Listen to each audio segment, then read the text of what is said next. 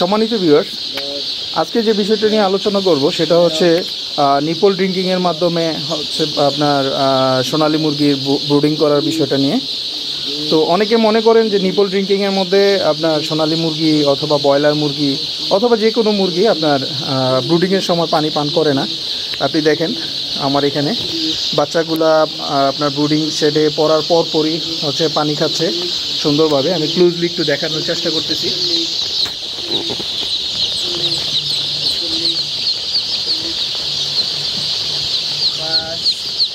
দেখেন নিপল থেকে কিন্তু সুন্দরভাবে পানি খাচ্ছে।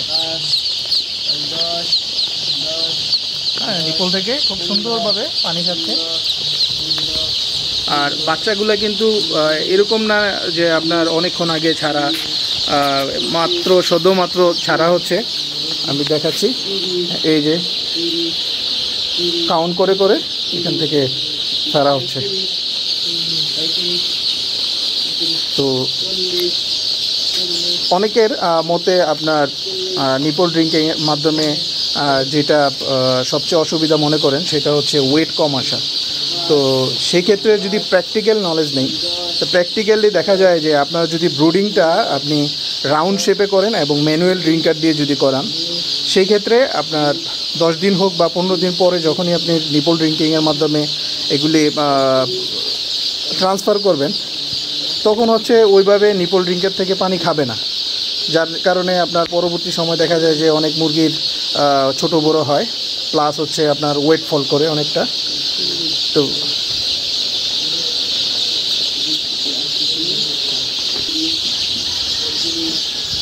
ভিউয়ার্স একটু বিষয়টা খেয়াল করবেন, সেটা হচ্ছে আপনারা যখনই নিপল ড্রিঙ্কারে যখন মুরগি পোলট্রি যেটাই পালন করেন, সেটা হচ্ছে ব্রুডিংটাও আপনার নিপল ড্রিঙ্কিংয়ের মাধ্যমে করবেন। সেই ক্ষেত্রে আপনার কখনো ওয়েট ফল করবে না, প্লাস ছোটো বড়োর আশঙ্কাটাও থাকবে না। নিপল পানির জন্য ছোটো বড়ো হবে না। যদি আপনার ব্রুডিংয়ের জন্য হয় সেটা ভিন্ন জিনিস, বা ব্রিডারের জন্য যদি হয় সেটা ভিন্ন জিনিস। তো অনেকে আবার বলতে পারেন আমি কেন রাউন্ড শেপে আমি ব্রুডিংটা করলাম না। সেটা হচ্ছে এখন বর্তমানে হচ্ছে গরমের সিজন, তো আমার ওইভাবে প্রচুর হিটের প্রয়োজন নাই। জাস্ট হচ্ছে 100 পাওয়ার এবং 60 পাওয়ারের বাল্ব দিয়ে আমি ব্রুডিংটা করতেছি।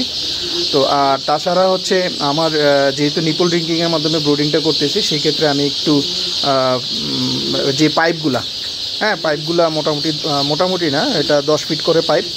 তো যার কারণে হচ্ছে এইভাবে লম্বালম্বিভাবে ব্রুডিং করতে হয়। জাস্ট আমি পার্টিশন করে দেওয়া, এখানে 1000 করে 2000 মুরগি পার্টিশন করে দেওয়া। আর ব্রুডারের যে সাইডগুলোতে আমি মোটামুটি একটু ভালোই স্পেস রেখেছি, যে একটু দৌড়াদৌড়ি করতে পারে বাচ্চাগুলা। আর টেম্পারেচার দিক দিয়ে এটা যথেষ্ট পরিমাণের রুম টেম্পারেচার আছে গরমের সিজনে। এখন যারা পালতেছেন তারা অবশ্যই জানেন যে বর্তমান সময়ে এমনিতেও আপনার ব্রুডিং 1 দিন বা 2 দিন সর্বোচ্চ করলে যথেষ্ট হয়, এর বেশি প্রয়োজন হয় না। আর হচ্ছে ব্রুডিংটা আপনাদের নিজস্ব ইচ্ছা মতোই আপনারা যেভাবে খুশি সেভাবে করে নিতে পারবেন। তবে নতুনদের ক্ষেত্রে বলবো যে রাউন্ড শেপে ব্রুডিংটা করবেন।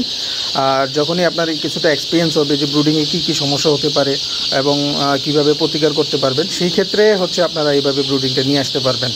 আর তাছাড়া হচ্ছে নিপলের মাধ্যমে যদি করেন এইভাবে ব্রুডিং করতে হবে, অথবা নিপল যে পাইপটা এটাকে একটু মডিফাই করে নিতে পারেন, যে আপনার যে রাউন্ড সার্কেলটা ওই সার্কেল অনুযায়ী পাইপ কেটে দেন হচ্ছে আপনার একটা ব্রুডার বানাতে পারেন। তবে আমার কাছে এইভাবেই সবচেয়ে সুবিধা মনে হয়েছে। আর এই ভিডিও করার মূল উদ্দেশ্য ছিল, অনেকেই বলেন যে ব্রুডিংয়ের মধ্যে বাচ্চা পানি খায় না। দেখেন খুব সিরিয়াল ধরে কিন্তু পানি খাচ্ছে। আপনি দেখেন যে শুধু একমাত্র পানির যে পাইপগুলো আছে, এই পাইপগুলোতেই কিন্তু বাচ্চার ভিড়। আর অন্যান্য দিক দিয়ে বাচ্চা দৌড়াদৌড়ি করতেছে। তো সরি।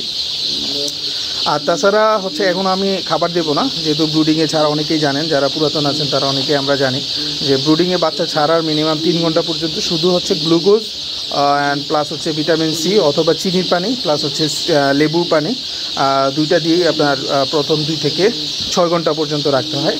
দেন পরবর্তীতে কেউ অ্যান্টিবায়োটিক দিয়ে করান, কেউ প্রোবায়োটিক দিয়ে করান। তো আমি মূলত প্রোবায়োটিক দিয়ে করি। তো আমি সবসময় সাজেস্ট করবো প্রোবায়োটিকের দিয়ে করার জন্য। তবে নতুনদের ক্ষেত্রে কিছুটা প্রবলেম হয়, সেই ক্ষেত্রে আপনারা অবশ্যই ডাক্তারের পরামর্শে কাজ করবেন, কারণ ডাক্তাররা সবসময় সাজেস্ট করেন অ্যান্টিবায়োটিক দিয়ে করার জন্য, কারণ নাভি শুকারও একটা ব্যাপার আছে।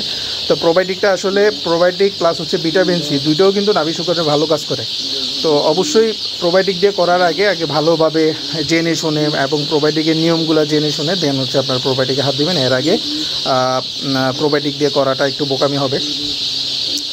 তো আজকে যে ভিডিওর উদ্দেশ্য ছিল যে ব্রুডিংয়ের মধ্যে নিপলের মধ্যে কীভাবে পানি পান করে সেটাই।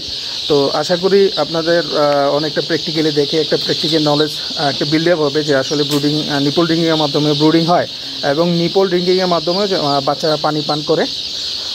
তো যাদের কাছে ভিডিওটা ভালো লাগবে, প্লাস হচ্ছে অনেক ফ্রেন্ড সার্কেল আছেন, অনেকের আত্মীয় স্বজন আছেন যে ফার্মিং করেন, অথবা দেখা যায় যে আমরা যখনই ব্রয়লার পারি ম্যানুয়াল যে কন্টেন্টগুলো এগুলি ধোয়া মোছা প্লাস হচ্ছে পানি টানার একটা যে কষ্টকর ব্যাপার, সেই ব্যাপারটা থেকে পরিত্রাণের জন্য নিপল ড্রিঙ্কিংয়ের আপনার তুলনা হয় না। তবে নিপল ড্রিঙ্কেও কিন্তু অসুবিধা আছে, অনেকগুলা অসুবিধা আছে, সেগুলি নিয়ে পরও এক সময় আলোচনা করব। তো আজ আপাতত এই পর্যন্তই। ভালো থাকবেন, সুস্থ থাকবেন, ধন্যবাদ।